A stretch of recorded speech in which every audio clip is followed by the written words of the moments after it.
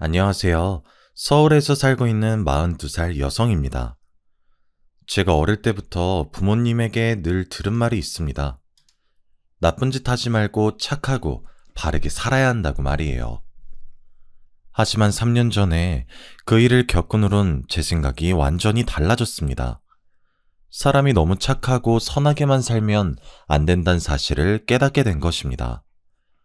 제 남편은 늘 착하고 남을 먼저 배려하던 사람이었는데 결국 그것 때문에 엄청난 불행을 맞이하게 되었죠. 나쁜 일을 한 인간들이 벌을 받게 되는 것도 영화 속에서나 존재하는 것이었습니다. 현실에서는 늘 악하고 나쁜 인간들이 이기는 법이었죠. 대학을 졸업하고 처음으로 직장 생활을 하게 될 무렵이었습니다. 제가 다녔던 회사는 개인이 운영하는 회사였지만 만든 제품을 주로 국가기관에 납품하고 있어서 공익을 위한 봉사활동을 강조하고 있었습니다. 그래서 주말이 되면 각 부서별로 3명씩 차출해서 장애인 자활센터나 복지시설에서 봉사활동을 하도록 했어요. 한 달에 한 번꼴로 봉사활동에 나갔어야 했죠. 당연히 모든 동료들이 황금 같은 주말에 하는 봉사를 좋아하지 않았습니다. 하지만 인사고과에 반영되기 때문에 피할 수는 없었죠. 그런데 유독 한 사람만 봉사활동을 즐기면서 하고 있었습니다. 바로 제 남편이었습니다. 제 남편은 같은 회사에서 근무하고 있었지만 부서가 달라서 회사에서는 마주칠 일이 없었습니다. 그런데 봉사활동을 나갈 때마다 제 남편을 만날 수 있었죠. 제 남편은 다른 직원들보다 열심히 봉사활동을 했습니다. 봉사하다가 남편과 친해져서 같이 다니다 보니 남편이 다른 사람들이 하기 싫어하는 일만 골라서 한다는 사실을 알아냈습니다. 화장실 청소나 이불 세탁처럼 더럽고 힘든 일을 자처해서 처리했는데요. 그 덕분에 주말마다 저희들은 편하게 봉사활동을 할 수 있었죠. 어느 날 봉사를 마치고 같은 부서의 언니와 카페를 가게 되었습니다. 그런데 언니가 남편에 대해 이런 말을 하더군요. 자재과 김대리 말이야. 자진해서 매주 봉사활동에 나가고 있는 거래. 뭐? 진짜로요? 어떻게 매주 봉사활동 나갈 수 있지? 난 한 달에 한 번도 나가기 싫어 죽을 지경인데.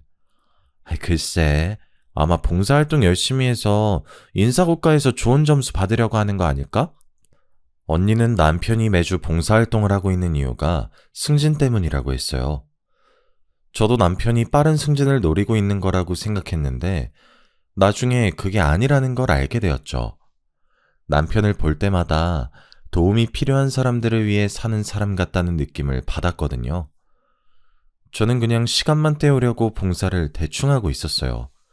손은 움직이고 있었지만 눈은 항상 시계에 가 있었죠. 왜 이렇게 시간이 안 가나 불만스러운 생각뿐이었습니다.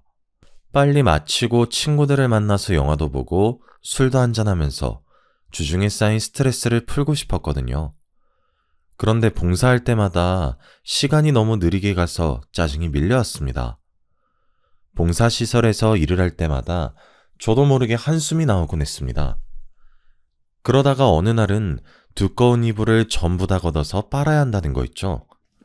그날 하필이면 저와 남편 둘이서만 봉사를 하러 나와 있었습니다. 게다가 주말이라 장애인 시설 관계자도 달랑 한 명밖에 없었는데요. 그 관계자분도 처리할 업무가 있어서 도와주지 못한다면서 미안해 하더라고요. 아니, 선생님도 도와주지 못하신다고요? 산더미 같은 이불 빨래를 둘이서 어떻게 해요? 다른 일도 많은데. 그냥 웃으면서 해요. 어차피 해야 되는 일이잖아요. 네? 민준 씨는 이게 아무렇지도 않아요? 민준 씨가 다 할 것도 아닌데 이런 건 못하겠다고 항의해야죠.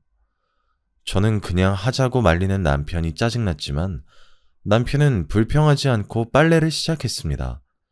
그러면서 제게 이런 말을 해주더라고요. 언젠간 다른 사람의 도움을 받아야 할 수도 있잖아요. 지혜 씨 많이 힘들면 이불 옮기는 것만 도와주세요. 민준 씨, 아니에요. 저도 도울게요. 이것부터 옮길까요? 남편이 하는 말에 큰 감동을 받아서 남편이 다르게 보이더군요. 그때부터 남편과 함께 봉사하면서 많이 배우게 되었습니다. 저도 모르게 남편을 좋아하게 돼서 그럴까요? 이상하게 주말마다 하는 봉사가 지루하지 않고 재밌어졌습니다. 그래서 저도 남편처럼 매주 봉사활동을 시작하게 되었죠. 그만큼 남편과 가깝게 지나게 되었는데 얼마 지나지 않아서 회사에서 저희들이 연인 관계란 소문이 퍼졌습니다. 그 소문을 계기로 사귀게 되었다가 결혼까지 하게 되었습니다. 결혼 후에도 남편이 정말로 착하다는 사실을 알게 되었죠. 시어머니께서 남편이 어릴 때부터 남의 부탁을 잘 거절하지 못했다고 하더라고요. 제가 인사드리러 갈 때마다 착하고 여린 성격이라 너무 걱정이라고 하셨어요. 민준이가 저번에 과로로 쓰러졌다며?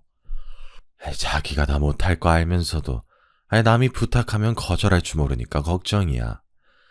민준이는 너무 착해서 탈이지.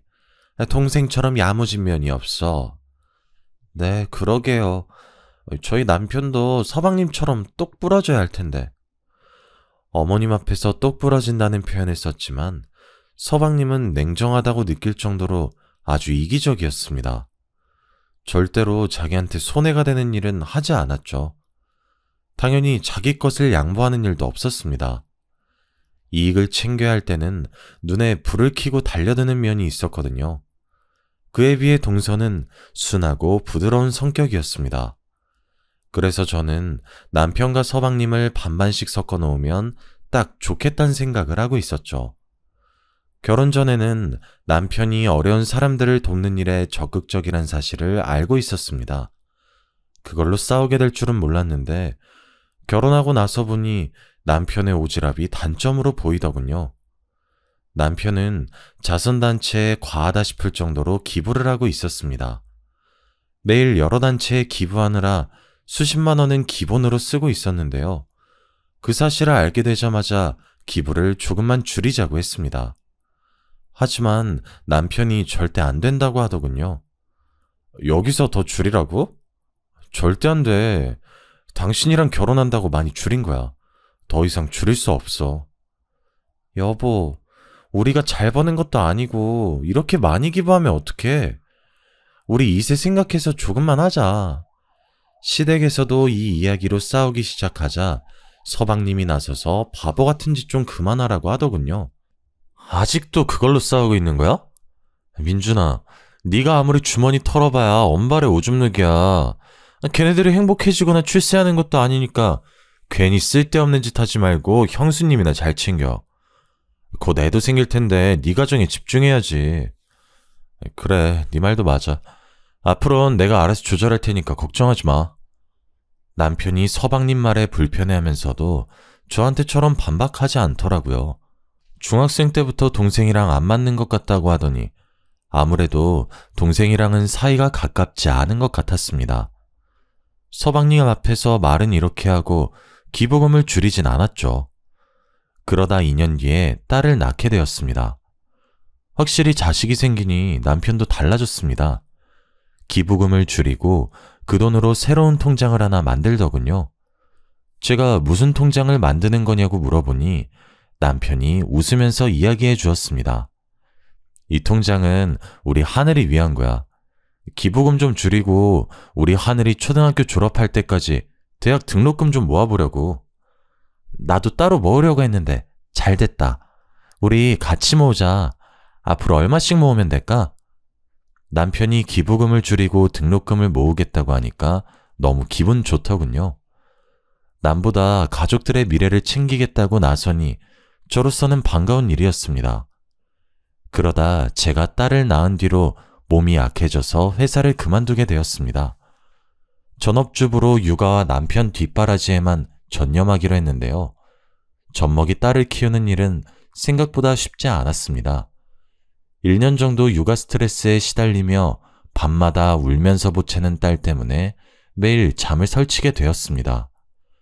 잠을 못 자게 된 만큼 신경도 예민해졌는데 남편이 옆에서 도와주어서 다행이었습니다. 돌을 넘긴 딸이 걸음마를 시작하면서 스트레스도 한결 줄어들었죠. 그러다 2년 후에 서방님이 대전에 있는 지사로 발령을 받게 되었습니다. 동서와 주말 부부가 되었다는 소식에 동서와 시간을 보내게 됐죠. 처음 두어 달은 매주 서울로 올라와서 동서와 저희 부부 셋이서 식사를 같이 하게 되었습니다. 그렇게 몇 달이 더 지나자 일이 바빠졌는지 서방님이 한 달에 한 번만 서울에 올라오겠다고 하더군요. 그만큼 동서와 식사하거나 같이 어울리는 시간이 많아졌습니다. 그런데 그때부터 남편의 행동이 이상해지기 시작했어요. 남편과 동서 사이가 뭔가 수상하다는 느낌이 들었거든요. 동서에게서 전화가 오는 일이 잦아지고 있었습니다. 이상하게 동서에게 전화가 오면 남편은 제 눈치를 보면서 전화를 받았어요. 재수씨, 네네. 지금 통화가 곤란하니까 제가 다시 전화드릴게요. 제가 전화 받아도 된다고 말해도 나중에 걸겠다고 하더군요. 그렇게 전화를 끊은 남편은 저 몰래 동서와 전화를 했습니다. 남편이 동서와 수시로 전화통화를 한다는 것도 이해가 안 됐지만 제가 없는 틈을 타 귓속말을 하는 모습을 보여주기도 하였습니다. 그러다 얼마 뒤 뜻밖의 장면을 보게 되었죠. 시어머니 생신이라 가족들이 다 같이 식사를 하기로 한 날이었습니다.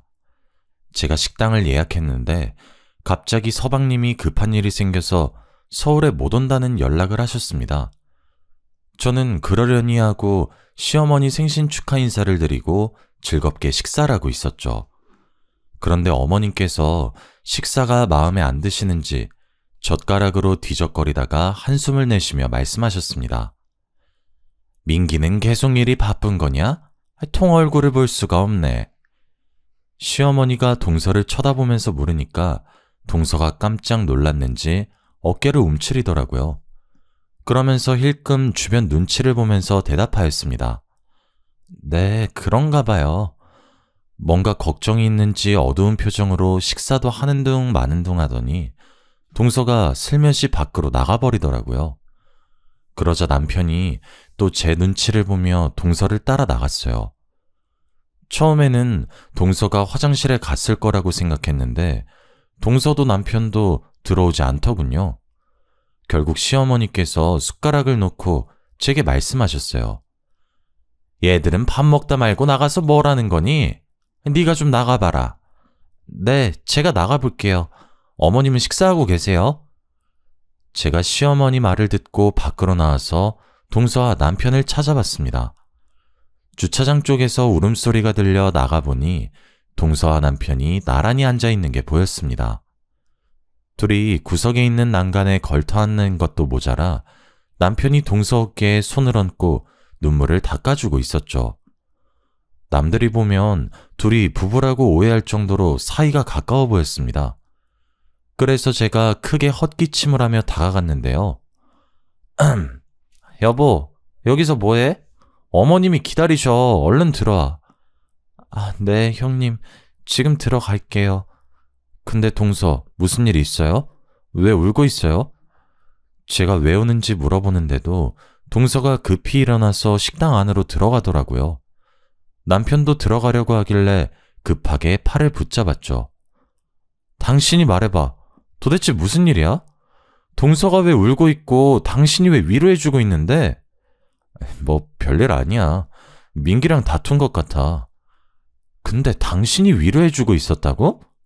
아니, 그게 아니라 남편 말로는 동서가 어머님 생신인데 못 오면 어떡하냐고 서방님에게 잔소리를 했다고 합니다.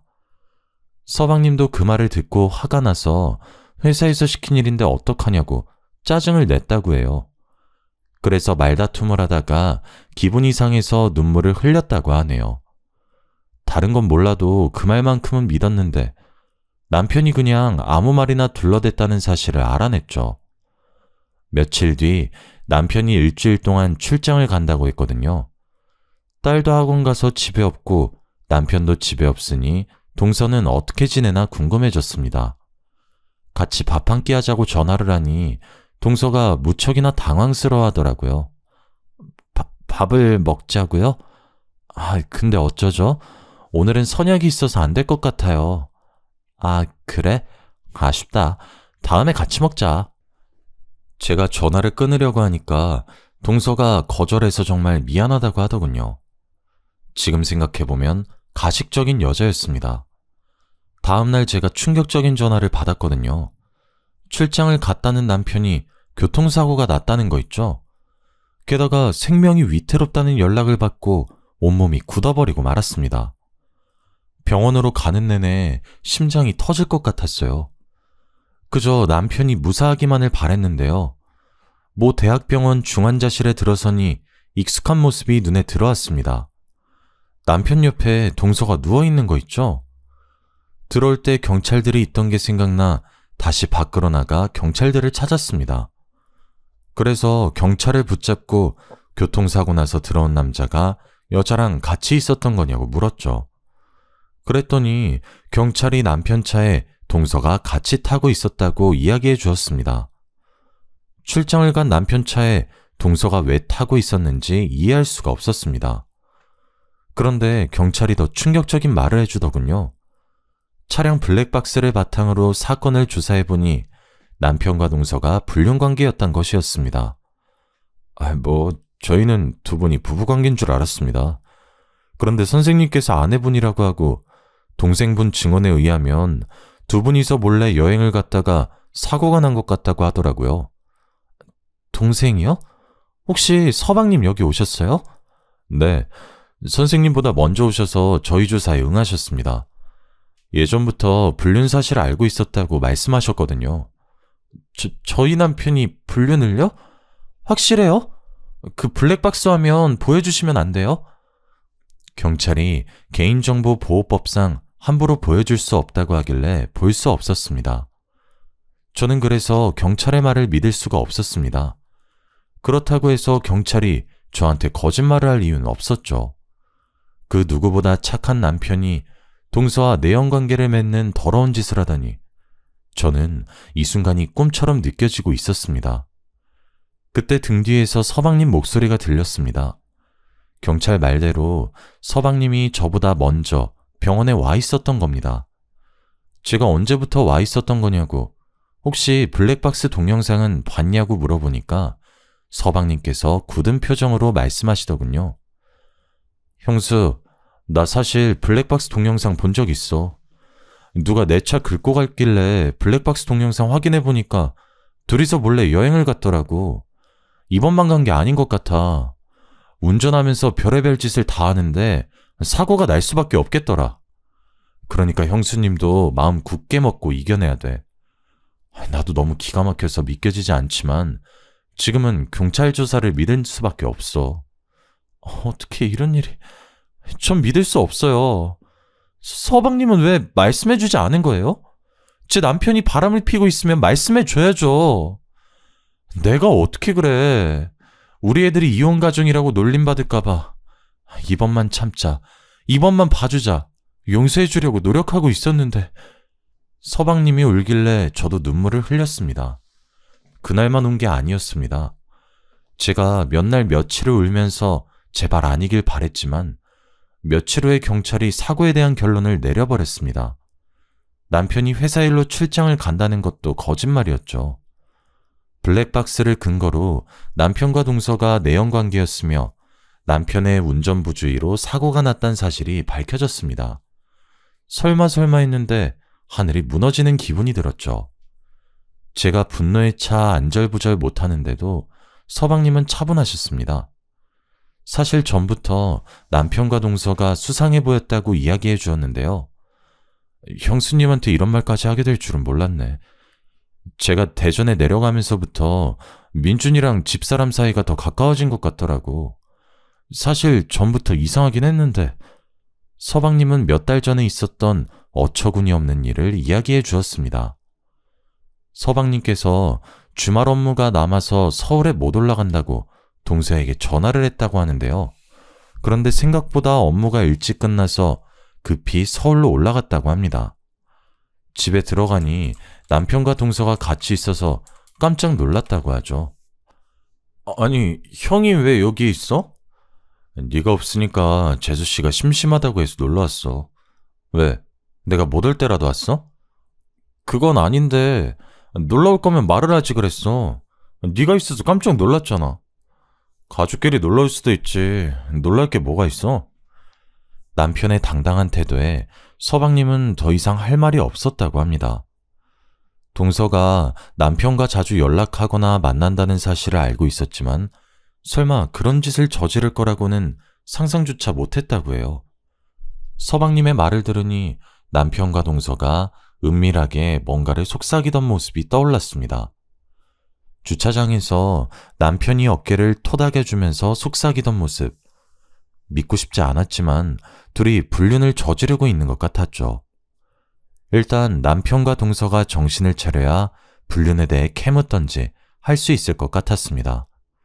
그래서 저는 시어머니께 딸을 맡기고 남편 옆에 붙어서 간병을 했습니다. 말도 하지 못하고 누워있는 남편을 보니 만감이 교차하더군요. 마누라 몰래 재수씨와 재미를 보다가 천벌을 받은 것 같다는 생각도 들었죠. 서방님도 회사에 휴가를 내고 병원에 자주 들리셨습니다. 그런데 며칠 뒤에 서방님이 누군가와 전화통화하는 소리를 듣게 되었습니다. 화장실을 다녀오는데 비상구 쪽에서 서방님 목소리가 들려오더군요. 아씨, 조금만 더 기다리라니까. 의사가 그러는데 둘 다 의식 돌아올 가능성이 거의 없대. 그러니까 안심해. 하여튼 저것들이 빨리 없어져야 마음 놓을 텐데. 그 말을 듣는 순간 등골이 섬찟해지더라고요. 그날만 그런 것이 아니었습니다. 서방님이 자리를 비운 날 담당 간호사가 제게 다가오더니 간호사실로 따라오라고 하는 거 있죠? 그 간호사를 따라가자 제게 이상한 말을 해주었습니다. 일주일에 한두 번 오시는 분, 김민준 보호자분 동생 되시죠? 그 보호자분 진짜 이상해요. 형님분 휴대폰에 엄청 집착하더라고요. 네? 서방님이요? 네, 김민준님이 병원에 실려온 첫날에 핸드폰부터 챙겼어요. 교통사고 났는데 어디 다쳤나, 숨은 붙어있나 확인도 안 하더라고요. 그리고 그분이 어떤 여자와 전화통화하는 것도 들었는데요. 간호사가 우연히 병원 복도에서 서방님이 전화통화하는 걸 들었나 봅니다. 휴대폰에서 여자 목소리가 들렸다고 하더라고요. 일부러 사고를 내고 숨기고 있다는 것 같다는 말에 손발이 떨리기 시작했습니다. 아무래도 이상한 느낌이 들어서 사모님에게 말씀드리는 거예요. 그런데 대전에 있는 분이 어떻게 서울에 있는 사모님보다 먼저 병원에 올 수 있을까요? 가만히 생각해보니 간호사 말이 맞았습니다. 게다가 서방님의 수상한 행동은 여기서 멈추지 않았습니다. 제가 서방님을 보자마자 남편의 휴대폰을 달라고 했습니다. 서방님이 저희 남편 핸드폰 가지고 계시죠? 남편 물건이니까 제가 가지고 있을게요. 갑자기? 나 집에 두고 왔는데? 그럼 지금 가서 가지고 오세요. 대전 숙소에 있다는 말이었는데 거기까지 다녀오라고? 형수한테 무슨 일 있었어? 아니, 그게 아니라 남편 핸드폰 보고 싶어서 그래요. 그 사람이 속도 위반하거나 신호 위반할 사람이 아닌데 갑자기 사고가 나서. 설마 나 지금 의심하는 거야? 지금 무슨 소리 하는 거예요? 제가 왜 서방님을 의심해요? 근데 왜 핸드폰을 보고 싶어 해? 핸드폰에 무슨 증거라도 남아있을까봐? 내가 확인해봤는데 아무것도 없었어. 그렇다면 다행이지만 남편 사진이라도 건지고 싶어서 그래요. 저한테 남편 사진이 별로 없어서. 그래? 그럼 내가 줄게. 나 형 사진 많이 있어. 서방님, 이렇게까지 안 주는 이유가 뭐예요? 그냥 줄 수 있잖아요. 너야말로 이상하다? 왜 자꾸 핸드폰을 달라고 하는 거지? 제발 주세요. 우리 하늘이가 가지고 있고 싶다고 했어요. 정말 서방님이 뭔가 숨기고 있다는 생각에 눈물이 나오더라고요. 막장 드라마 같은 일이 나한테 일어나다니. 이 상황이 믿겨지지 않아서 제발 아니길 바라며 눈물로 호소했습니다. 제가 제발 달라고 하니까 그제야 대전에서 올라오는 길에 가져다 준다고 하더군요. 제가 혹시 몰라서 대전에서 온다는 날에 꼭 가져오라고 전화했는데 깜빡 잊었다고 하였습니다. 갑자기 전화를 걸어서 지금 대전에 있으면 택배로 보내달라고 해도 소용이 없었습니다. 굳이 자기가 가지고 있겠다면서 끝까지 휴대폰을 주지 않더군요. 일주일 뒤에 남편이 세상을 떠나고 말았습니다. 서방님은 이때를 기다렸다는 듯이 납골당과 화장 이야기를 꺼냈습니다. 그러면서 유품인 휴대폰을 같이 태워버리겠다고 했어요. 그날 밤에 저는 서방님이 남편의 핸드폰을 어디에 뒀는지 확인했습니다. 그리고 몰래 남편의 휴대폰에서 유심칩을 빼두었죠. 이틀 뒤 남편의 시신이 화장 처리되었습니다. 서방님이 남편의 장례식에서 목 놓아 통각하는 모습이 아내인 저보다 더 슬퍼 보이더군요. 하지만 저는 그 모습을 믿지 않았습니다. 며칠 후에 남편의 휴대폰을 복원시켜서 사진과 문자를 살펴보았죠. 그리고 서방님이 숨기고 있던 끔찍한 비밀을 알게 되었습니다. 서방님은 동서 몰래 내연녀를 만나고 있었습니다. 불륜 사실을 동서가 알게 된 순간 대전지사 근무를 시작하게 되었죠. 서방님은 내연녀와 대전에서 살림을 차렸고 서울에는 일이 바쁘다는 핑계로 올라오지 않았습니다. 동서는 서방님이 너무 수상해 보여서 대전에 내려갔다가 서방님의 불륜 현장을 목격하게 된 겁니다. 화가 머리끝까지 난 동서가 내연녀와 머리채를 쥐어뜯으며 싸웠고 서방님에게는 가정으로 돌아오라고 사정을 했다고 하는데요. 여보, 내가 다 용서해줄게. 당신이 바람핀 거 없었던 일로 해줄 테니까 지금이라도 돌아와. 난 그럴 생각이 없어. 그러니까 그냥 이렇게 살든지 아니면 이혼하든지 둘 중 하나 선택해. 뭐? 이럴 거면 왜 나랑 결혼했어? 2년이랑 결혼하지 왜 결혼했냐고. 나도 후회돼서 이러는 거 아니야. 그러니까 이혼하자고. 안 돼, 여보. 난 이혼 못해. 이러지 마, 제발. 동서는 서방님을 사랑하고 있어서 절대 이혼할 수 없다고 매달렸다고 해요. 하지만 서방님은 내연녀를 포기하지 않았다고 하죠. 동서는 고민 끝에 남편에게 부탁해 동생을 말려달라고 부탁했나 봅니다. 동생과 남편이 서방님을 어떻게 하면 좋을지 의논했고 이번에는 남편이 대전에 내려가서 가정을 지키라고 서방님을 설득했다고 하는데요.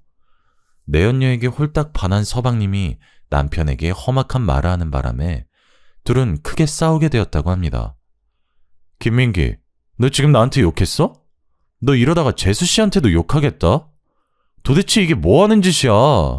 사람이 지켜야 할 도리라는 게 있는 건데 지금 네가 하는 짓은 사람이 아니라 짐승들이나 하는 짓이란 말이야. 뭐? 이 자식이... 그래, 너 잘났다. 잘난 넌 도리 지키면서 살아. 짐승 같은 나는 개돼지처럼 아무년하고 붙어먹으면서 살 테니까 당장 꺼져. 잠깐만 민기야, 이러지 말고 대화하자. 어? 남편은 서방님한테도 쫓겨나고 있는 와중에도 어떻게든 설득하려고 했습니다. 문자나 전화통화에도 이런 흔적이 남아있었죠. 대전에서 벗어나 집으로 다시 돌아가는 길에도 제 남편은 동서를 위로하기 바빴죠. 그 녹취록이 핸드폰에 다 남아있었습니다. 제일 최근에 찍힌 문자 내역을 보니 남편이 마지막 방법을 쓰러 가자고 제안한 대화가 남아있었습니다. 재수씨, 이렇게 된 이상 마지막 결단 내리셔야 합니다. 같이 대전으로 내려가서 민기랑 단판 지어요. 이번에도 안 되면 그냥 이혼하고 위자료 받아내세요. 네, 저도 이제 지쳤어요. 이제 아주버님 말대로 할게요. 그날 바로 날짜를 잡아서 대전에 내려가기로 한 내용을 보는데 가슴이 찢어질 것 같았습니다. 며칠 뒤에 남편이 동서를 태우고 대전에 갔다가 사고를 당한 것이었습니다. 서방님이 뉘우치고 내연녀를 포기했으면 이런 일은 없었을 겁니다. 휴대폰에는 남편이 서방님에게 보낸 마지막 문자가 남아 있었죠. 민기야, 지금 대전에 왔어. 어디로 갈까? 땡땡 식당으로 와. 그 여자랑 같이 나갈 거니까 우리 사자 대면에서 오늘 결판 내리자. 우리 이렇게 된 거 좋게 끝내자. 재수 씨랑은 연인이었고 가족이었잖아. 좋게 끝내면 나중에 탈도 없을 거야. 그러니까 너무 싸우지 말자. 어? 그 문자를 보니까 눈물이 그치질 않더군요. 저는 남편에게 속은 게 아니라 서방님에게 속고 있었던 겁니다. 파렴치한 불륜을 저지른 건 서방님이었던 거죠. 그 사실을 숨기려고 남편의 휴대폰을 감춰버려 놓고 연기를 하다뇨. 남편의 사고도 분명히 서방님과 관계가 있다는 생각이 들었습니다. 그 전화통화, 서방님의 행동이 너무 수상해 보였거든요. 그러다가 제 예감이 맞다는 사실을 알게 되었습니다. 제가 실마리를 찾으려고 남편과 서방님, 그리고 동서와 내연녀가 마지막으로 만났던 식당에 가보기로 했습니다. 그리고 식당 주인을 불러달라고 말하고 남편 사진을 보여주면서 물어보았죠. 혹시 이 사람들 기억하고 계시나요? 얼마 전에 이 사람들이 여기 왔었는데. 제가 서방님이랑 동서 사진까지 보여주니까 주인이 무언가 생각난 눈치더라고요. 네, 기억나죠. 근데 혹시 무슨 일이라도 생겼나요? 식당 주인이 조심스럽게 제게 물었다가 남편과 동서의 교통사고 소식을 듣고 깜짝 놀랐습니다. 그리고 주인이 경악스러운 말을 내뱉는데 그 말을 듣고 당장 경찰서로 달려갈 수밖에 없었죠. 제가 경찰들을 데리고 서방님의 집에 들이닥치자 서방님이 내연녀와 같이 낄낄거리다가 벌떡 몸을 일으켰습니다. 뭐야? 당신네들 이렇게 들어오는 게 어딨어? 김민규 씨, 당신을 살인 혐의로 긴급 체포합니다. 출동한 경찰들이 살인 혐의로 서방님의 손목에 수갑을 채웠고 내연녀도 경찰서로 끌려가게 되었습니다. 경찰서에 도착한 서방님과 내연녀는 뻔뻔스럽게도 살인이라니 말도 안 되는 소리 하지 말라고 큰 소리를 치더군요. 하지만 경찰이 식당 주인의 진술한 녹취한 파일을 들려주자 둘의 얼굴에서 핏기가 사라지고 말았습니다. 식당 주인 증언에 따르면 식당에 도착한 네 사람이 처음에는 크게 말다툼을 했다고 합니다. 가정을 포기하는 한이 있어도 이 여자 절대 포기할 수 없어. 그러니까 지금 당장 이혼하자고. 뭐? 지금 당장 이혼하자고? 웃기지 마. 이혼 소송에서 당신이 가진 돈 전부 다 위자료로 받아낼 거야. 서방님은 합의 이혼을 하자고 했지만 남편과 동서는 위자료를 청구하겠다고 맞선 겁니다. 이혼 소송할 변호사까지 구해뒀다는 말에 서방님과 내연녀가 밖으로 나가서 뭔가 밀담을 나눴다고 하는데요. 그 밀담을 식당 주인이 듣게 되었다고 합니다. 고기를 구울 숯불을 피우느라 밖에서 일하고 있었는데 서방님과 내연녀는 누가 듣고 있는 줄 몰랐던 거죠. 와, 좋게 이혼하자고 할 땐 언제고 위자료를 달라고 하네? 저것들이 한통속돼서 나를 뜯어먹으려고 설치는데 어떻게 하지? 가만히 있다가는 당신 돈 전부 다 날리겠는데? 내가 보니까 전현이 돈독이 단단히 오른 것 같아. 원래 나 없으면 죽을 것 같다고 찔찔 짜던 앤데 김민중 그 자식이 옆에서 바람 넣어서 그런 거야. 미친 자식. 죽여버리고 싶어. 여기엔 다 담진 못했지만 서방님은 남편과 동서에게 입에 담기 힘든 욕을 했습니다. 그걸 들은 내연녀는 더 엄청난 말을 내뱉었죠. 그럼 죽여버리자. 아무도 모르게 죽일 방법 알고 있어. 식당 주인은 그 말을 듣고 가슴이 철렁 내려앉았다고 합니다. 장난삼아 하는 말이 아니라는 걸 알고 그때부터 둘의 행동을 유심히 살폈다고 하는데요. 내연녀가 약국으로 달려가자 자리로 돌아온 서방님이 동서에게 갑자기 원하는 만큼의 위자료를 주겠다고 약속했습니다. 그래, 이렇게 된 거 전부 다 내 잘못이니까 당신이 원하는 만큼 위자료 줄게. 머리 아프게 소송 같은 건 하지 말자. 뭐? 정말로? 동서는 서방님이 자리 비운 내내 울다가 눈물을 뚝 그쳤다고 해요. 서방님은 그런 동서를 살살 달래서 합의를 봤다고 하죠. 그리고 내연녀는 서울로 돌아가려는 남편에게 수면제가 든 피로회복제를 주었다고 합니다. 가는 길에 이거라도 드세요. 밤도 깊은데 서울까지 가시려면 피곤하실 거예요. 피로회복제 사러 약국 가신 거였어요? 갑자기 약국 가셨다길래 어디 아프신 줄 알았어요. 아니요, 아프긴요. 하나도 안 아파요. 민준 씨도 아프지 마세요. 식당 주인이 아프지 말라는 말을 듣는 순간 피로회복제 속에서 뭔가를 집어넣어 놓고 착한 척 미소 짓는 내연녀의 모습이 무서웠다고 말해주었습니다. 그리고 남편과 동서가 서울로 출발하자 그 인간들도 급하게 차를 몰고 같은 방향을 갔다고 하죠. 남편과 동서가 처참한 사고를 당했다는 소식을 듣고 기뻐했을 두 짐승을 상상하니 속이 부글거립니다. 사실 그 사고는 짐승들이 의도했던 대로 운전을 하던 남편이 약에 취해 잠이 들었다가 도로 밑으로 추락한 사고였습니다. 더 충격적인 건 동생은 죽고 아내는 의식불명인데도 서방님은 여전히 내연녀와 놀아나면서 남편의 재산까지 가로챌 궁리를 하고 있었던 겁니다. 경찰은 식당 주인의 진술을 바탕으로 둘에게 살인 공모를 추궁했지만 이미 인간이기를 포기한 것들은 끝까지 부인했죠. 경찰은 내연녀가 피로회복제를 사기 위해 들린 약국을 찾아내 피로회복제를 수면제와 함께 샀다는 사실을 알아냈습니다. 식당 근처에 있던 방범 카메라에서 내연녀가 피로회복제병에 뭔가를 넣는 모습도 확보했는데요. 결국 경찰 내에서 서방님과 내연녀는 공모해서 의도적으로 남편과 동생을 살해했다는 결론이 났습니다. 검찰은 둘을 살인 및 살인 미수 혐의로 구속했습니다. 아무리 여자에 홀렸다고 하더라도 어떻게 내연녀 말만 듣고 친동생과 아내를 죽일 수 있을까요? 서방님 생각을 할 때마다 소름이 끼치고 눈물밖에 나오지 않습니다. 그런데 어처구니 없게도 그 인간들은 재판 결과 실형을 선고받았는데 형벌이 너무 무겁다면서 항소를 했다고 하네요. 항소 결과로 제발 형벌이 가벼워지지 않길 바랍니다. 이렇게 안 좋은 소식만 들리던 와중에 동서가 드디어 의식을 회복하게 되었습니다. 그런데 동서가 사고 이전에 있었던 기억을 다 잊어버린 것 같더라고요. 서방님이 바람 피기 전까지만 기억하고 있어서 마음이 아팠습니다. 내가 왜 병원에 있는 거지? 형님, 우리 그이는 어디 갔어요? 그이랑 같이 드라이브 하고 있었던 것 같은데 기억이 안 나. 우리 남편이랑 애들은 안 다친 거죠? 동서, 그게 아니라 동서에게 서방님이 바람피고 있었고 위자료 때문에 동서를 죽이려고 했다고 말할 수 없었습니다. 결국 고민 끝에 동서에게는 서방님이 해외 출장 갔다고 둘러댔습니다. 그리고 동서가 완전히 회복되면 진실을 말해줘야겠죠. 의사는 동서의 회복 속도가 생각보다 빨라서 시간이 지나면 혼자서 걸을 수도 있을 거라고 하더라고요.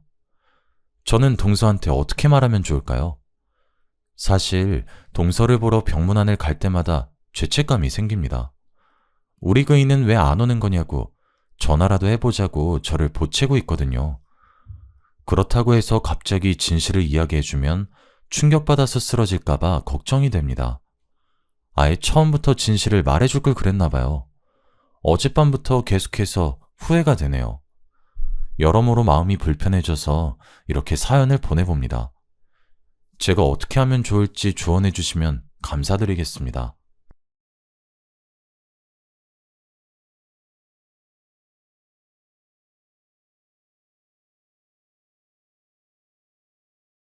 안녕하세요. 저는 40대의 아이를 키우고 있는 전업맘입니다. 집안일을 하거나 혼자만의 시간이 있을 때마다 이 채널에 담긴 많은 사연들을 보며 제가 겪었던 일을 다시금 꺼내어 생각하고는 했어요.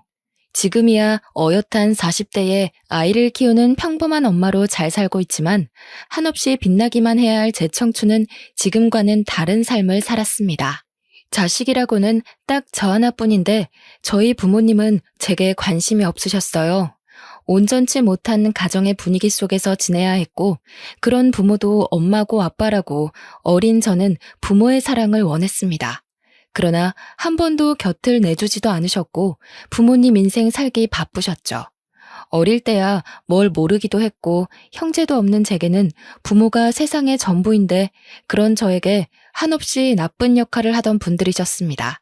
그렇게 차가운 환경에서 자라다 고등학생이 된 저는 사랑받지 못하는 제 자신이 싫었고 차갑고 외로운 그 집이 너무 싫었어요.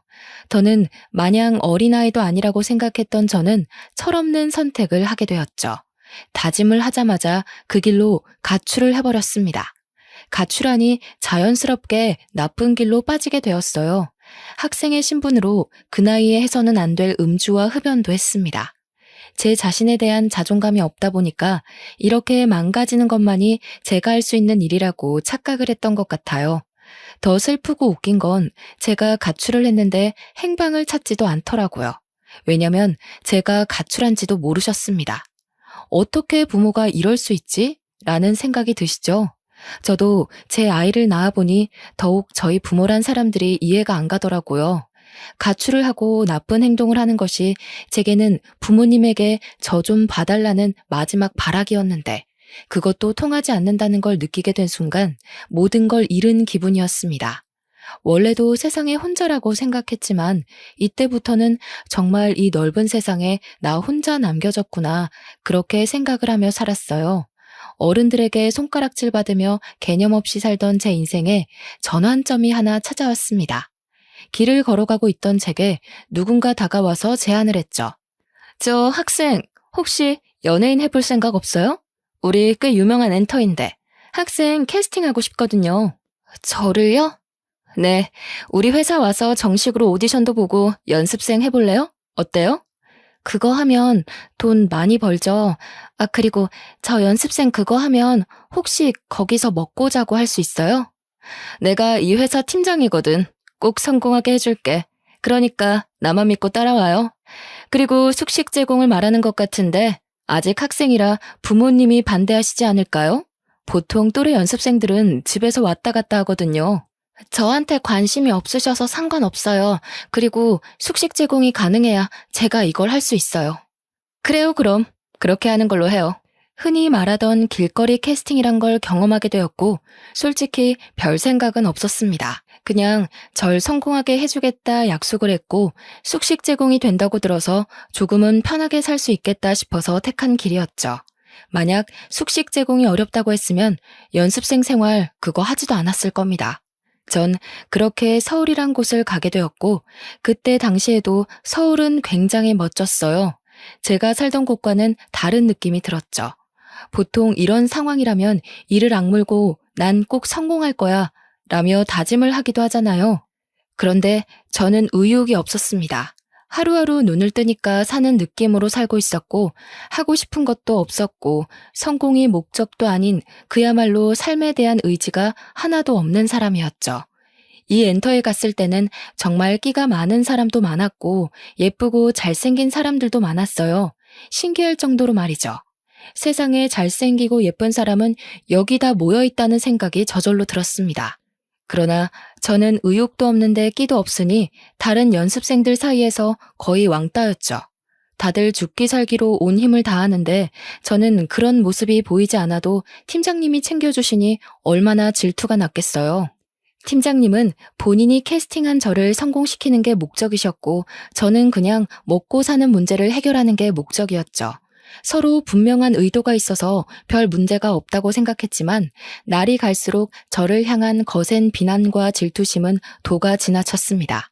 그러나 인생 참 힘들게 살아온 제가 겨우 이런 걸로 기죽을 사람이 아니죠. 너희는 날 욕해라, 난 신경도 안 쓴다는 마음으로 지냈습니다. 제가 얼마나 외롭고 독한 사람인지 다 알고 계셨던 팀장님은 앞만 보고 직진하자고 늘 말씀해 주셨어요. 누구 하나 제 손을 잡고 따뜻하게 이끌어주던 사람이 없던 제게 팀장님은 참 존경하는 어른이었고 품어주셔서 늘 감사했습니다. 그래서 의욕은 없었어도 해가 되지 않으려고 적당히는 했었죠. 그러던 중 아빠께서 돌아가셨다는 연락을 받았고 부모님은 드디어 이혼을 하셨습니다. 눈물 한 방울이 나오지 않았어요. 왜 돌아가셨는지 어쩌다 돌아가신 것인지 궁금하지도 않았고 그냥 그렇구나, 돌아가셨구나, 딱 이 정도 감정이었습니다. 이 일로 정말 오랜만에 엄마와 통화를 했었는데 내심 기대를 했었어요. 그만 방황하고 엄마랑 같이 살자는 그 말을 할 거라고 말이죠. 그래, 뭐 잘 살고 있지? 원래 무소식이 희소식인 거야. 앞으로도 그렇게 잘 살아. 엄마는 엄마 인생 살 테니까. 있잖아. 나 궁금한 게 있는데 내가 엄마 자식인 게 싫어? 태어나서 지금껏 한 번도 품을 내주지 않은 그 이유를 알고 싶어. 선주야, 자식인 게 싫고 좋고가 어딨어. 그냥 다 그렇게 사는 거야. 단지 나는 내 인생이 더 중요해. 자식 때문에 내 인생을 포기하고 싶지도 않고 희생하고 싶은 마음도 없어. 너도 알겠지만 부부 사이가 좋은 것도 아닌데 내가 무슨 낙이 있었겠니? 그럼 나는? 부모밖에 없던 그 시절의 나는? 태어나게 해준 것만으로도 감사할 줄 알아야지 뭘 더 바래. 그래서 널 굶겼니? 먹고 살기는 했잖아. 물에 빠진 거 구해주니까 보따리까지 내놓으라는 심보니 너 지금? 인생 그렇게 살지 마. 욕먹어 너. 기대를 한 내가 미친 거지. 이런 사람도 엄마라고 끝까지 기대를 해버렸어. 수치스럽다. 정말 2번 다시 우리 만나지도 연락하지도 말자. 아빠처럼 죽었다고 연락받게 하지 마. 엄마 죽어도 난 안 가. 너 알아서 해. 너 하나 안 온다고 내가 무너질 줄 알아? 이게 어디서 버릇없이 엄마를 이겨먹고 있어. 엄마가 내 엄마여서 한때는 참 좋았는데 지금은 원망스럽고 증오스러워. 내가 이렇게 아팠던 만큼 엄마도 벌 받을 거라고 생각하고 살게. 끊어. 하나뿐인 친딸에게 참 모질던 부모는 끝까지 모질었고 마지막으로 내민 손까지 내쳐버린 엄마에게 저는 완전히 등을 돌렸습니다. 뭘 기대했던 걸까 싶어 제 자신이 싫었어요. 이때부터 뭔지 모를 오기가 생겼고 내가 꼭 무슨 일을 하든 성공해서 엄마인 당신 앞에 떳떳하게 나타나주겠다고 결심했습니다. 그때 꼭 배 아파서 뒹굴기를 바랬던 것 같아요. 한마디로 복수를 꿈꾼 거죠.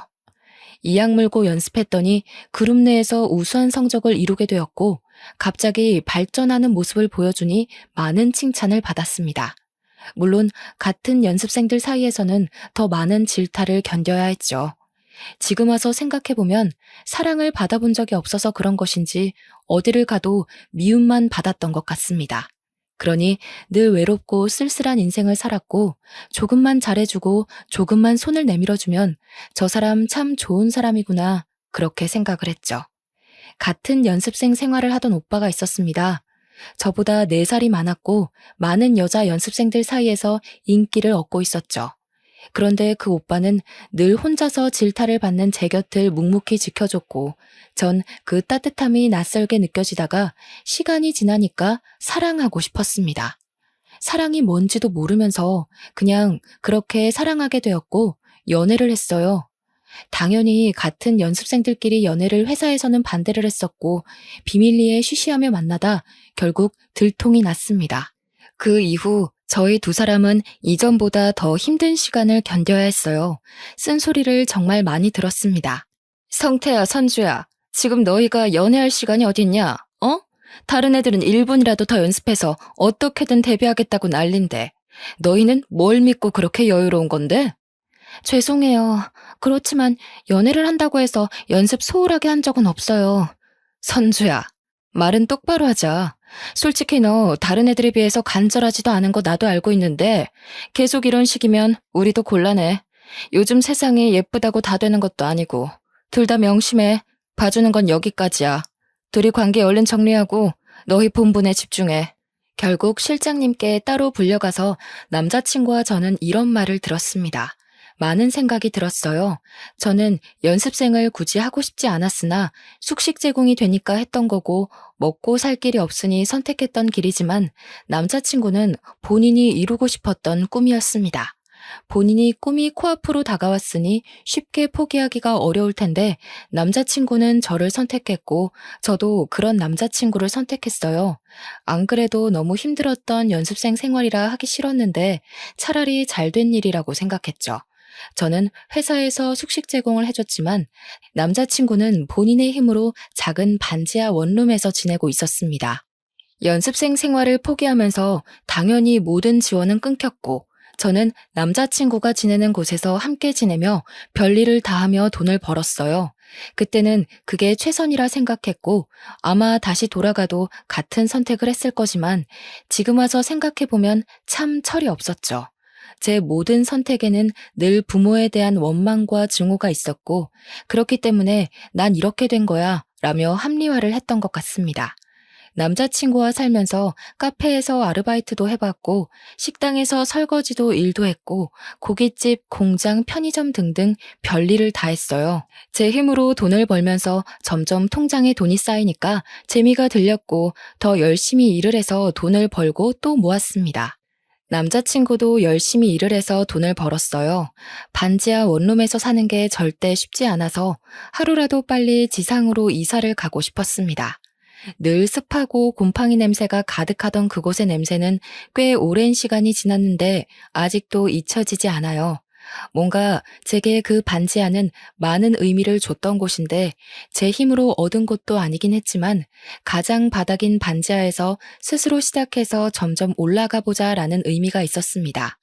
힘들었지만 쉬지 않고 일했고 그 결과 3층짜리 1.5룸으로 이사를 했어요. 날아갈 듯 기뻤고 너무 행복했습니다.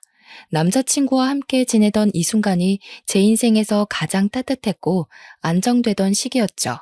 늘 제가 우선이던 남자친구가 있었기에 아무리 힘든 일을 해도 힘들지 않았고 이렇게 살다가 더 돈을 많이 모으면 결혼을 하자고 그렇게 약속을 했습니다.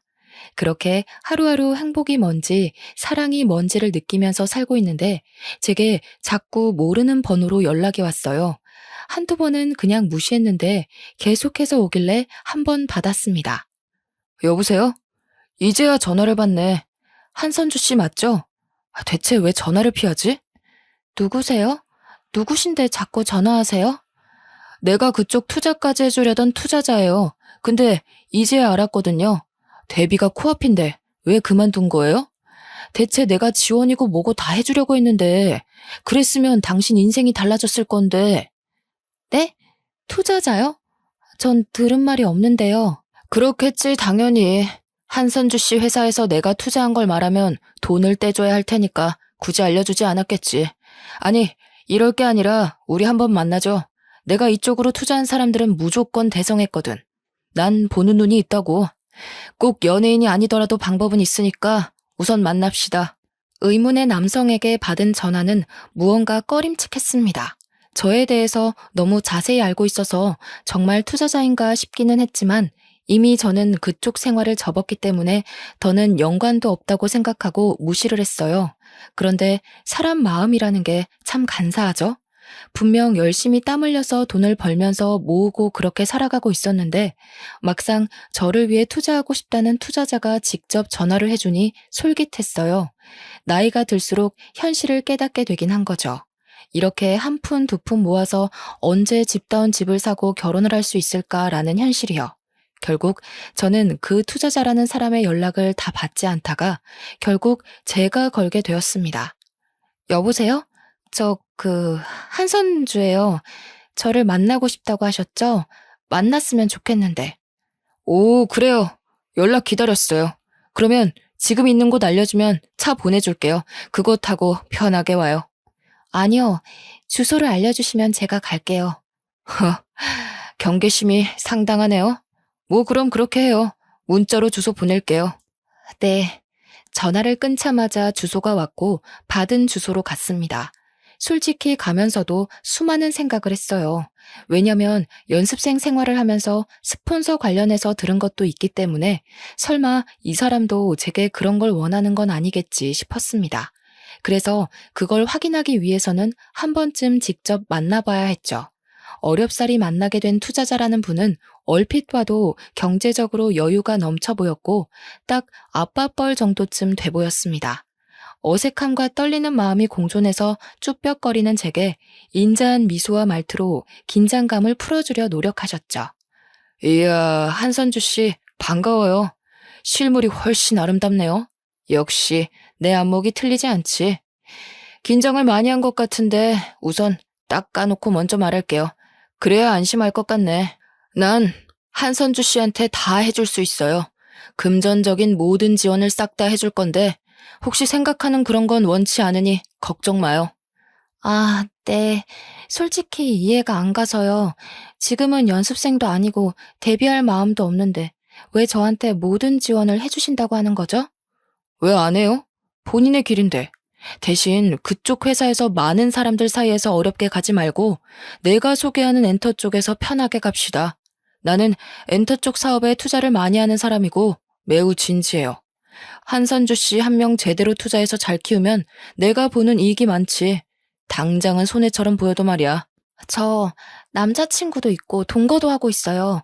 이런 제가 연예인이 되면 소문이 꼬리를 물지 않을까요? 그런 세탁쯤이야. 우리가 늘 하는 거니까 걱정 마요. 언제까지 그렇게 구질구질하게 살 거예요? 기분 나쁠 수 있지만 이미 어느 정도 조사는 해서 대충 상황은 아는데 한선주 씨는 그렇게 살 사람이 아니에요. 그러니 잘해보자고요. 의욕도 없던 연예계 일을 다시 시작하라는 투자자의 제안이 결코 나쁘지 않았어요. 저를 완벽하게 밀어줄 것 같다는 느낌이 확 들었고, 심지어 저렇게 만나고 나서 당일에 바로 저에게 500만 원을 입금해 주셨습니다. 이게 무슨 돈이냐고 했더니 품위 유지비라며 이미지 관리를 지금부터 할 거라고 하셨죠. 제게 몇백에서 몇천에 가까운 돈을 매달 서슴없이 주셨고, 말 그대로 제 품위를 유지하라며 특별히 뭘 시키지도 않으셨습니다. 연습생 생활을 할 때는 죽으라고 연습하고 또 연습했는데 그것도 시키지 않으셨어요.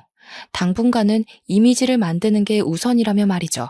그러다 보니 전 쉽게 만지는 그 돈들을 펑펑 쓰고 다녔고 투자자가 이유 없이 주는 고가의 선물들과 고가의 차까지 당연하다 생각하고 받았습니다. 이렇게 살다 보니 누가 봐도 제가 변한 게 보이고 고가의 물건들이 집에 쌓이고 있었죠. 심지어 차까지 생기니 남자친구는 저를 추궁했습니다. 선주야, 너 정말 요즘 이상한 거 알지? 대체 이 많은 것들을 무슨 돈으로 산 거냐고. 무슨 생각으로 차까지 산 건데. 너 일도 그만뒀다며, 어? 말 좀 해봐. 아, 진짜 왜 이래? 내가 뭐, 오빠한테 돈을 달라고 했어? 아니면 사달라고 했어? 무슨 상관인데 내가 뭘 하든 말든. 그냥 알바 좀 뛴 거야. 너 똑바로 말해. 대체 요즘 뭐라고 돌아다니길래 갑자기 안 하던 짓을 하는 거야? 너 지금 집에 있는 저 가방에 옷들만 해도 얼마인 줄 알아? 지긋지긋하네 정말. 얼마인 줄 내가 알게 뭐야. 저런 거 하나 사줄 능력도 없으면서 오빠가 뭔데 나한테 뭐라고 하는데? 무슨 자격으로? 너 정말 말 다 했어? 지긋지긋해. 이렇게 구질구질하게 사는 거 싫다고. 아무리 일을 해도 달라지지 않고 매일이 똑같아. 과연 우리가 이 원룸에서 탈출은 할 수 있을까? 미래는 있을까? 난 없다고 생각해. 지금도 헤어지고 싶은 거 겨우 참고 있는 거니까 나 건들지 마. 너 정말 어떻게 나한테 이럴 수 있어? 내가 너 만나려고 연습생 생활도 못하고 너 하나만 바라봤는데. 남자친구는 진심으로 저를 사랑해줬던 참 좋은 사람인데 제가 돈에 눈이 뒤집히니 그런 남자친구가 보이지 않았어요. 컵 하나를 사는 것도 소중했는데 이제는 궁상맞게 느껴졌고 그냥 남자친구와의 모든 생활이 지긋지긋해졌습니다. 저는 결국 투자자에게 요구를 했습니다. 저 선주인데요. 집 하나만 마련해 주실래요? 그래. 뭐 오늘? 내일? 근데 갑자기 왜? 남자친구랑 헤어지게? 네, 헤어지려고요. 이제 정리해야죠. 언제까지 이렇게 살겠어요. 그래, 아주 잘 생각했네. 바로 내일 나와 사람 보내줄 테니까. 짐 정리도 하지 말고 사람 시킬 거니까. 이렇게 말 한마디면 집이 하루아침에 생길 정도로 제게 세상이 너무 쉬워진 거예요. 투자자에게 집을 요구한 후 남친에게 헤어지자고 말했습니다. 저를 붙잡고 많이 울었지만 그 모습도 보기 싫다며 저는 그 집에서 나와 호텔에서 하루를 묵었고 다음날 투자자가 마련해준 집으로 떠났습니다. 제 짐은 알아서 옮겨주신다고 했는데 시간 맞춰 가보니 다 옮겨져 있었고 제가 상상한 이상으로 너무 좋은 집이라서 놀랐습니다. 전 그냥 아무리 좋아봐야 투룸 정도겠지 생각을 했는데 서울에서 이름 좀 있는 곳으로 집을 구해주셨어요. 그곳에서 살다 보니 마치 제가 정말 부자라도 된 마냥 거만해졌습니다. 이때부터는 연습생 생활을 슬슬 시작하기도 했어요. 예전만큼 저를 힘들게 굴리지 않아서 좋았고 살살 연습시키다 제가 힘들다고 하면 쉬게 해줬습니다. 한마디로 저를 위해 모든 게 굴러가는 느낌이 들었고 그걸 이용해서 아주 거만하게 살았죠. 투자자는 제게 말도 안 될 정도로 지원을 해줬기 때문에 사실 저는 돈에 대한 아쉬움이 없었습니다. 심지어 돈이 얼마나 벌기 어려운 건지 느낄 틈도 없이 쓰기 바빴죠. 그렇게 흥청망청 돈 쓰는 재미로 살던 중 헤어진 남자친구가 찾아왔어요. 이 주소를 알 수가 없었을 텐데 너무 당황스럽더군요. 뭐야? 어떻게 알고 여기까지 온 거야? 선주야, 무슨 관계인지 뭔지는 묻지 않을게. 다만 난 진심으로 걱정돼서 그래. 그 사람이 널 평생 책임져 줄 수는 없잖아. 지금이야 너가 이렇게 다 누릴 수 있다고 해도 평생은 아니잖아. 그리고 무엇보다 이렇게 사는 건 정말 아니야. 선주야, 너 왜 그래 정말. 부러우면 그냥 부럽다고 해. 내가 어떻게 살든 내 인생이니까 신경 쓰지 말아줄래? 우리 헤어진 사이인데 내 뒷조사를 한 것인지 뭔지는 모르겠지만 나에 대한 관심 자체를 꺼줄래? 내가 사랑하는 여자가 망가져가는 모습을 어떻게 보고만 있어. 나한테 다시 안 와도 괜찮아. 아니, 바라지 않아. 그렇지만 예전에 너답게 살아가줘, 선주야. 내 마지막 부탁이야. 웃기고 있네. 나다운 게 뭔데? 난 지금 이 모습이 가장 나다운 모습이라고 생각해. 그러니까 제발 참견 말고 너나 잘하고 사세요. 남자친구는 절망에 빠졌고 전 그 사람을 비웃어주며 집으로 들어왔습니다. 이때까지만 해도 웃겼어요. 헤어진 전 남자친구 주제에 무슨 자격으로 제게 이래라 저래라 하는지도 모르겠고 어떻게 여기까지 찾아와서 저러는 건가 싶었습니다. 평소와는 다르게 너무 과한 감정이 느껴졌어요. 과하게 화가 났고 과하게 어이가 없었습니다.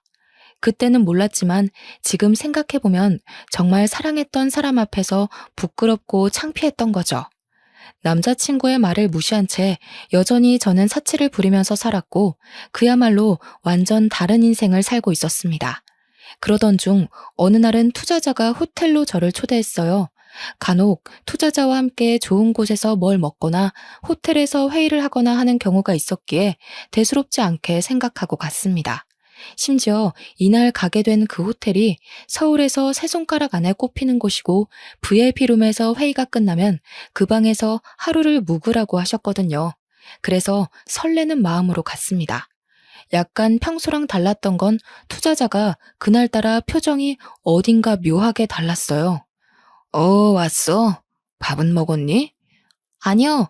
회의 끝나면 룸서비스 시키려고요. 룸서비스? 좋지. 어떻게?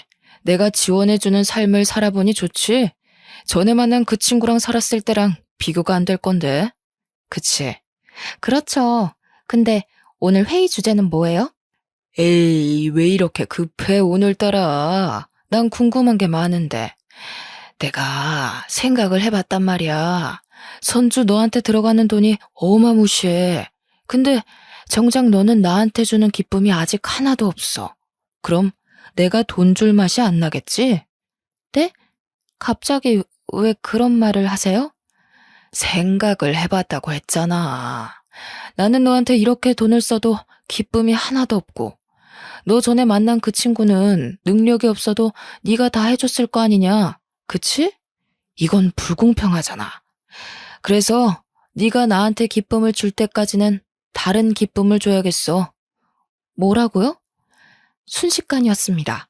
이곳에 자세히 담을 수도 없지만 갑자기 제게 기쁨을 달라면서 그런 관계를 원했고 저는 투자자를 밀치고 신발도 못 신고 맨발로 뛰쳐나왔어요. 그렇게 뛰쳐나와서 급하게 택시를 탔는데 생각해보니 제가 살던 그 집도 그 사람 집이었죠. 우선은 급한 대로 최대한 멀리 가달라고 했습니다. 그러다 문득 혹시라도 제 계좌를 추적하거나 할까봐 근처 ATM 앞에 세워달라고 한 후 돈을 다 뽑아버렸어요. 그 후 최대한 멀리 떨어진 곳으로 가서 호텔에 몸을 숨겼습니다. 한참을 울고 또 울었고 그제야 정신이 들더라고요. 핸드폰 전원도 꺼두고 무서워서 아무것도 못한 채 호텔 방 안에만 숨어 지낸 지가 일주일쯤 되었을 때 저도 생각이 어느 정도 정리가 되었습니다. 모든 걸 내려놓고 정신 차리고 살아야겠다고 말이죠. 일주일 동안 자책을 너무 많이 했고 저 자신이 너무 한심해서 말로 다 설명할 수도 없었지만 살고는 싶더라고요. 그래서 용기를 내 핸드폰 전원을 켰는데 투자자에게 미친 듯이 연락이 와 있었습니다. 보니까 내용이 그랬어요. 기쁨도 주지 않고 도망만 친 저를 용서할 수 없다며 죽을 때까지 쫓을 거니 멀리 도망쳐 보라는 협박성 문자들이었습니다. 이외에도 본인 소나기에서 벗어날 방법을 알려주겠다며 그동안 지원받은 모든 것들을 다 내놓으면 놔주겠다고 했죠. 한참을 고민하던 끝에 용기를 내 투자자에게 직접 전화를 걸었습니다. 저예요. 지금 이게 뭐 하는 짓이에요? 애초에 계획한 내용과는 전혀 다르잖아요. 당신 멋대로 계약 위반해놓고 이제 와서 지원한 거를 갚으라고요? 웃기지 마세요. 선주야, 내가 늘 말했잖아. 어딘가에 사인할 때는 꼭 자세히 읽으라고. 너 그 계약서 제대로 안 읽었구나. 거기에 쓰여 있는데 1년 안에 데뷔 못할 시에는 내가 원하는 기쁨을 데뷔할 때까지 주면서 지원받은 걸 갚아야 한다고. 그게 딱 적혀 있어, 선주야. 뭐라고요? 당신 진짜 사람 아니구나. 내가 그럼 너 따위한테 그런 지원을 이유 없이 해줬겠니? 다 이유가 있는 거야. 이제라도 알았으면 몸으로 기쁨을 주던가 몸으로 일해서 갚던가. 뭐 선주 네가 선택해. 대신 오늘 안에 선택해서 대답을 해줘야 해. 안 그러면 어쩔 수 없이 내가 너를 찾아갈 거니까. 이딴 게 어딨냐고. 내가 그 돈을 어떻게 갚냐고. 돈을 못 갚으면 몸으로 갚으라니까. 더러운 놈. 가만 안 둘 거야. 그렇게 투자자와는 전화를 끊었고 답이 없었습니다. 제가 생각했던 것 이상으로 상황은 심각했고 뒤늦게 찾아본 계약서에는 정말 그런 내용이 적혀 있었어요. 아주 깨알같이 작은 크기로 말이죠. 세상에 공짜는 없는 건데 정말 멍청해도 어쩜 이렇게 멍청할 수 있는지 저 자신이 싫었어요. 결국 저는 도망자 신세가 되었습니다. 투자자는 저를 쫓았고 저는 도망 다녔고 그렇게 살았어요. 죽기 살기로 도망쳤는데 투자자는 제게 늘 문자로 그랬습니다. 아이고, 놓쳤네. 이번에도 꼭꼭 숨어라. 머리카락 보일라. 너무 두렵고 무서웠지만 제가 다 저지른 일인데 누굴 탓하겠습니까? 이 와중에 전 남자친구가 자꾸만 떠올랐는데 그게 참 이기적인 거죠. 떠올리는 저 자신이 어이가 없더라고요. 그렇게 헌신적이고 착한 사람을 매정하게 버려놓고는 이제 와서 제가 죽을 것 같으니 떠올리는 것도 싫었습니다. 본인 꿈까지 포기하고 저를 선택한 사람인데 이제 와서 그 사람을 찾아가면 저는 정말 몹쓸 짓을 여러 번 하는 거겠죠. 그렇게 저는 안 돌아다닌 지역이 없었어요. 매일 지역을 바꾸면서 돌아다녔습니다. 더 이상 갈 곳도 없고 떠돌아다니며 도망다니는 것도 너무 지치더라고요. 설상가상으로 돈도 더 이상 없어서 견딜 수가 없었습니다. 다행인 건 정말 깊숙한 시골 동네를 우연히 가게 되었는데 거기서 만난 할머니께서 저를 며칠 동안 그냥 묵게 해주셨어요. 그게 감사해서 할머니 밭일도 도와드리면서 한 일주일을 넘게 있었던 것 같습니다. 그런데 거기까지 투자자가 찾아와서 할머니께 제대로 인사도 못하고 도망쳤고 하필 짐도 제대로 못 챙기고 도망치는 탓에 주머니에 있는 돈이 고작 2만 원 정도였죠. 아마 그 할머니를 추궁해서 제 짐가방을 투자자가 가져갔을 거라 다시 가봐도 의미가 없다는 걸 알았습니다. 결국 노숙이라는 걸 하게 되었고 공원 의자에서 하루를 지새우고 공중 화장실에서도 자고 그러다 정말 씻어야겠다 느껴서 찜질방에 갔어요. 딱 여기서 하루를 보낸 후 숙식 제공을 해주는 일자리를 구해야겠다고 생각을 했습니다. 그간 일자리를 못 구했던 이유가 일하다 도망치면 돈도 못 받고 가게에도 피해라고 생각해서 못했는데 더는 길이 없었죠. 노숙까지 하다 오랜만에 깨끗하게 씻고 컵라면을 먹고 잠이 들었는데 그렇게 개운하고 편할 수 없었습니다. 한참을 곤히 자고 있는데 누군가 저를 흔들어 깨웠어요. 순간 직감적으로 큰일 났다고 느꼈고 두 눈을 번쩍 뜨니까 제 얼굴 앞에는 투자자가 있었죠. 사람이 너무 놀라면 소리도 못 지른다는 말을 이때 실감했습니다. 악소리도 나지 않았고 그저 멍하니 쳐다봤어요. 투자자는 거칠게 저를 끌고 갈 줄 알았는데 잠시 조용한 곳 가서 얘기 좀 하자고 했죠. 그동안 봤던 모습과는 전혀 다른 모습이라 또 경계가 되었습니다. 또 무슨 속셈인데요. 차라리 그냥 때리든 뭘 하든 알아서 하세요. 더는 더 이상 이렇게 못 살겠어요. 미안해요. 내가 오해를 했더라고요. 사실 10년 전에 당신 엄마랑 결혼까지 약속했었는데 알고 보니 유부녀의 애도 있었더라고. 난 그래도 괜찮다고 기다리겠다고 했고 그 여자는 이혼하고 얼른 오겠다고 했었지. 그래서 간이고 쓸개고 돈이란 돈을 다 가져갔어.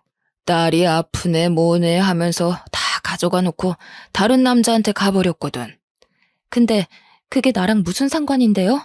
그리고 저 그 사람에 대해서 별로 듣고 싶지 않거든요? 그러니까 이런 사이인 줄 몰랐어, 내가. 그 여자가 내 모든 걸 다 빼먹고 도망친 게 너무 열받아서 복수하려고 선주 씨한테 접근한 건데 이번에 알았거든. 둘 사이가 남보다 못한 사이라는 것을. 내가 이걸 진작 알았더라면 선주 씨 괴롭히지 않았을 건데 정말 진심으로 미안해요. 뭐라고요? 그럼 이게 다 결국 엄마 때문에 그런 거라고요? 저한테 나쁜 짓도 하려고 했잖아요. 그것도 엄마 때문이라고 할 수 있어요? 그 여자가 무너지는 걸 보고 싶었거든. 보통 자기 딸을 건드리면 엄마는 다 미치니까. 근데 그 여자는 아니더라고. 정말 진심으로 사과할게요. 나 때문에 버린 시간에 대해서 모두 보상도 할게요. 뭐, 이런 더러운 경우가 다 있지? 평생을 엄마라고 해준 게 없는데, 그까지 정말. 근데, 솔직히 돈에 눈 멀어서 행동한 제 탓도 있는데, 누굴 탓하겠어요.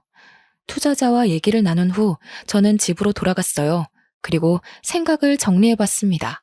결국 아빠와 살고 있을 때 이 투자자와 바람을 폈던 거고, 마치 이혼할 것처럼 해놓고 어렸던 저를 팔아 투자자에게 돈을 뜯은 거죠.